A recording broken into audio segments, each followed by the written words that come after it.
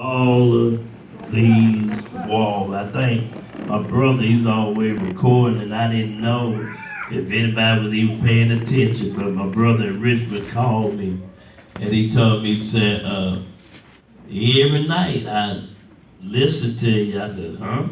He said, yeah, Timmy put it on YouTube, I believe it is, and he goes on there to see what the sermon was about. So it's a thing that people do behind the scene, people don't recognize. But what's up with all these walls? First of all, let's understand that a wall is a structure used for protection. Every building you see, even this building here, got walls, got wall keep the element out. Is that right? Keep the heat in and it protect you from anything out there. Keep it from coming in here. Y'all agree with that? Wall can be made out of wood, bricks, and whatever, but they are walls. And when we talk spiritual, there are some things that we do or that people do, and they build up walls. Now, somebody know, maybe you don't understand what I'm talking when I say spiritual. But let me see if I can use it this way. Have you ever been in a relationship with somebody that you gave all your heart to? I mean, you would do anything for this person. Then this person turn around and mistreat your love. They mistreat you. They treat you like you didn't even matter. And after a while, what happens when the relationship is dissolved, you begin to build up a wall or put up a wall to protect your heart. Everybody with me now? Anybody with me now? And the only problem with these walls, once you put up a wall, it's hard for somebody else to tear down that wall. Yeah, y'all ain't gonna talk to me today, is it? Because what I understand that some walls don't have windows or doors. They're just walls. Come on now. They're just barriers that will protect you, or you think it protect you, but you don't understand that sometimes what the wall do is isolate you. That's right. You ever see people just don't know how to approach them? You try to be good to them, but they so cold. Y'all ain't talking to me. Well, the reason we do this is what it said in Matthew, I believe it's chapter 24, verse 11, said because of iniquity abound, because of sin abound, it said the love of many is going to wax cold. And people are cold everywhere. People are all excited, about Trump building a wall and what he said he was going to do now is turn into a fence. Y'all know what I'm saying. Because we got to understand that when we build a wall with somebody that we can't relate to because of whatever difference that we have, maybe our different philosophy or our different thought pattern, because it's different, we put up walls. You ain't like me. Is that what we do? We laugh and we fuss about it doing it over in Washington, but we do it in the church. You don't dress like I dress. You don't talk like I talk. You don't dance like I dance. You don't sing the song we sing. That we put up walls, we put up barriers that even Jesus had the trouble to break through. Is that right? So what's up? What is it? I mean, what's up with all these walls? Why is so many walls in the house of God? I'm confused. Because according to the word of God, that when the Spirit of the Lord is, there ought to be liberty. Is that right? According to the word of God, that we ought to assemble ourselves together. It's like the faith out there assembly. So if we assemble ourselves together, we ought to be assembled with like-minded people. What's up? Somebody need to help this old boy. Because I need to know what's up with all these. Well, there are people we minister to often. And sometimes we're hurt. I'm talking about folks on my job all the time. But we tell them the same stuff day in and day out, and they do the same old thing.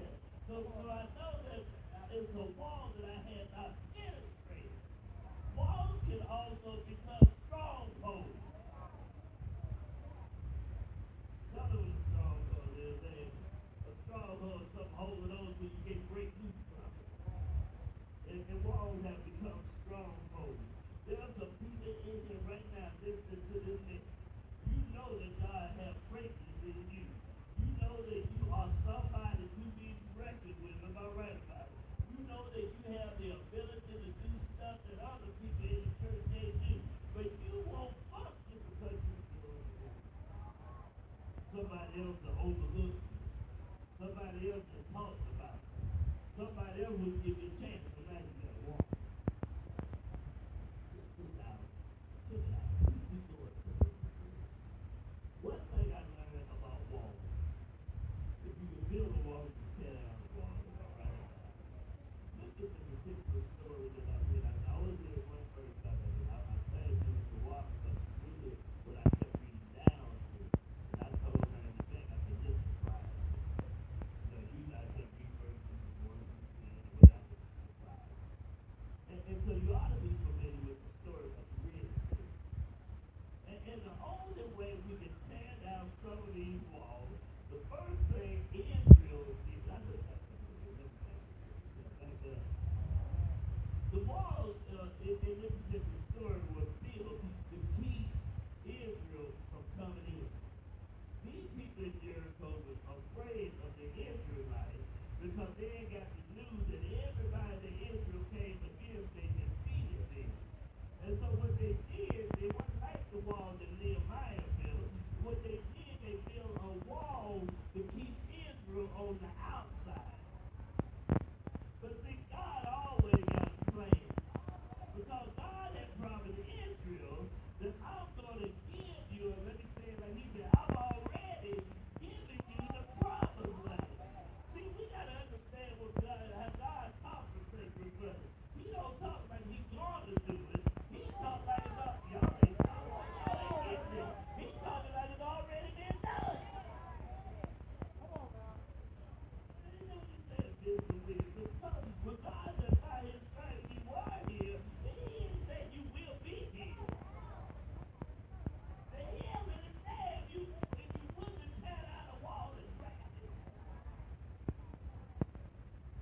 But anyway, he had already instructed Israel that there will be nobody that will be able to stand against you. He told the same thing to Moses, but after Moses died, he told Joshua, just like I was with Moses, I'm going to be with you. And even let you know that the same thing Moses did, you going to do it too. Because it's your job to carry it to the promised land. So he said, go on and possess the land. Now check it out.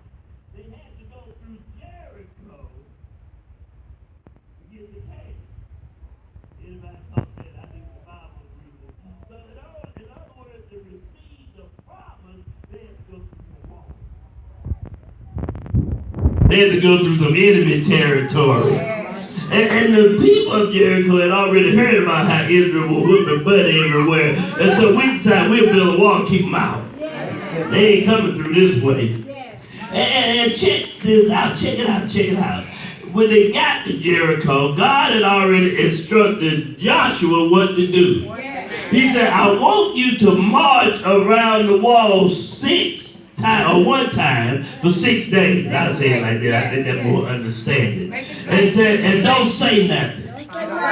Don't say nothing. Don't make a sound. Just march around. How many of us is obedient enough to listen to what God says?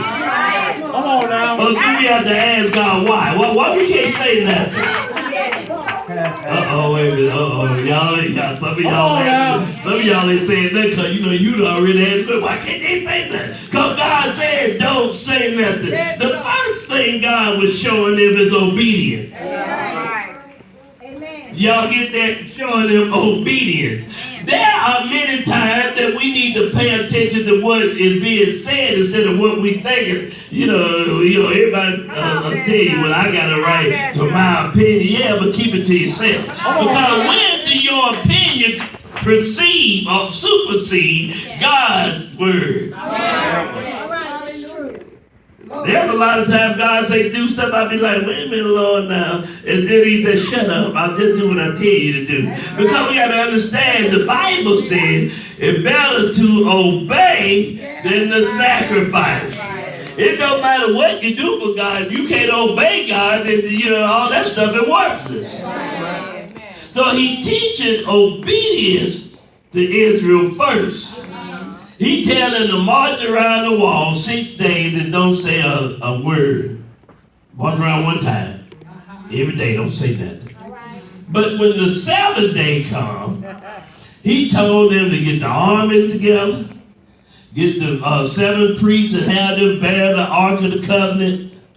Have them go around the wall 7 times. Yes. 6 times, you still don't say nothing. All right. But on this 7th time, he said the priest would blow the trumpet. Yes. Yes. Did he say it? And when you hear the long blast of the trumpet, just shout. Amen. Now check it out. Shout ain't always dancing. Come on now. I know we get it messed up. We thinking somebody shouting, y'all hear me today. That ain't what he talking about. When he says shout, he want you to open your mouth and lift your voice. Come on now, Bishop. Come on now. Everybody get this. Come on now. Do you not know that a lot of walls in church can be torn down if we would just open up our mouth? Come on now. See, one thing y'all hear me always tell you, and I've always taught, that I don't like when people try to tell me how to praise God or how to worship God. But there was an instruction on what to do in order to get results. Is that right? Now, sometimes if you don't need nothing, maybe you might not never want to open your mouth. You might be, satisfied just where you are. Because there are some people, their walls are so thick that they used to live in turmoil and trouble. And that becomes the normal. It becomes normal to be broke all the time, begging and robbing. It becomes normal to be sick all the time, been sick a long time with no relief. It becomes normal for your children to act like they lost their mind.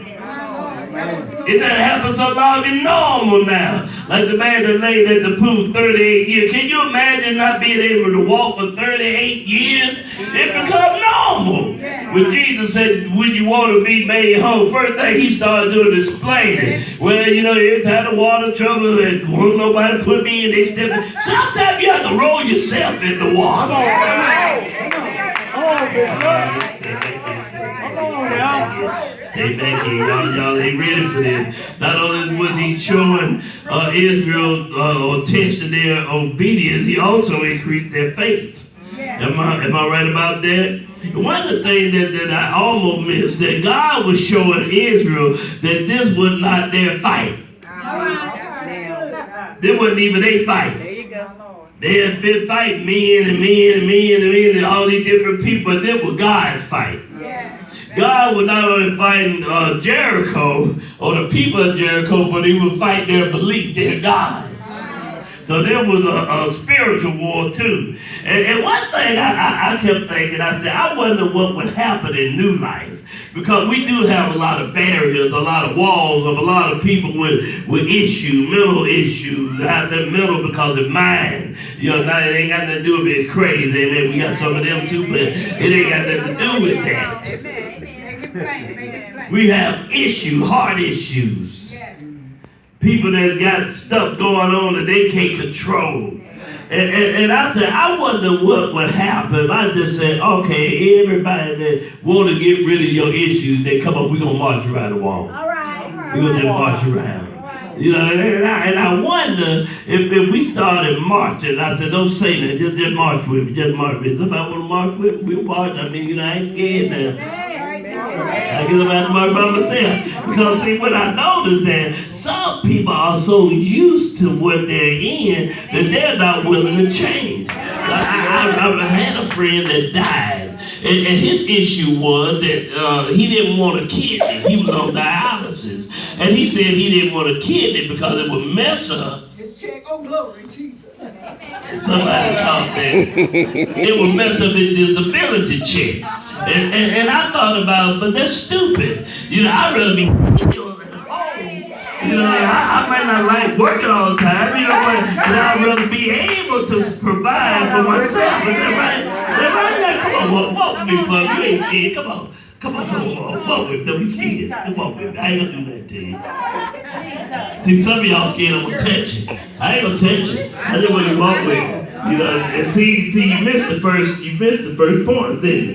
The first point was obedience. And Is that what it was? See how many people moved. Nobody moved, amen, because everybody looking around wondering what is he doing this morning. And I just wonder how many people will walk with me because you want to tear out something that is bothering you. Amen. We ain't gonna start dancing or nothing. I mean, the Lord tell you to you dance, because everybody has something that they're going through.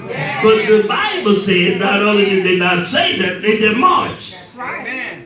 That's all they did. That's all they did. They just marched.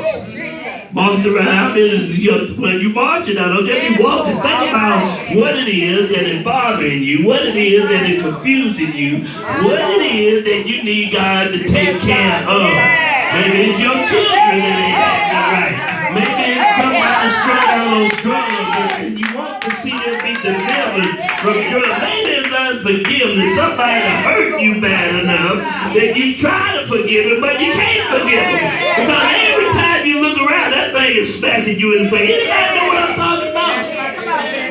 I've had people hurt me to the point that when I see them, I get sick on my stomach. And only God can y'all ain't healing you. Only God can heal you from that. Amen. Amen. Amen. You know, I remember after I had the heart problem, after I went through the surgery, I didn't care whether I woke up or not. But God decided that he had too much for me to do for me to keep laying there hurting. Yes. The doctor said that I was going to have to go on disability. And the day they denied my disability, I got a call from Franklin the same day. Go back to work. See, somebody getting it now. Because when God was showing me, I have to go back so I can prove that God is the healer. I've been preaching, and I've been preaching at that time about 10 years that God would heal all manner of diseases. Now, how about when you quit talking and start putting it into action? Ain't that something? Now, I lost my count, but you know what? I just want to know something. We gonna just assume that we've been around 7 times. Is that right? I said we're gonna assume that we've been around 7 times.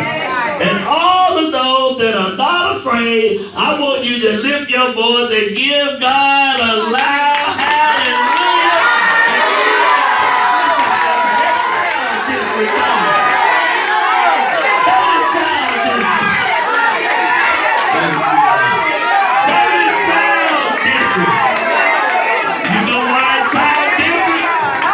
Because somebody needs something to break loose.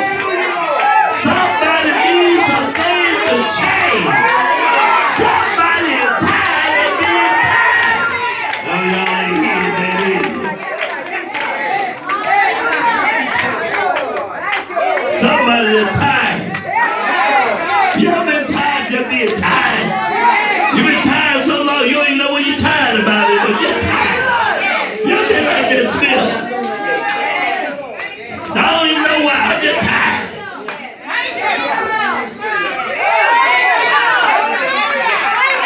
When you get tired enough. Y'all ain't hear that. When you get tired enough. I'm tired. Hear about the dope man selling drugs to my kids. I got kids. I got grandkids. And I refuse to give the devil a bit. After they shouted, the Bible said the wall fell flat. Yes, sir. Hallelujah. Somebody don't know they wall was been torn down. That thing that been bothering you ain't gonna keep bothering you now. Because you know what you did? You took control over the thing and quit letting the thing take control over you.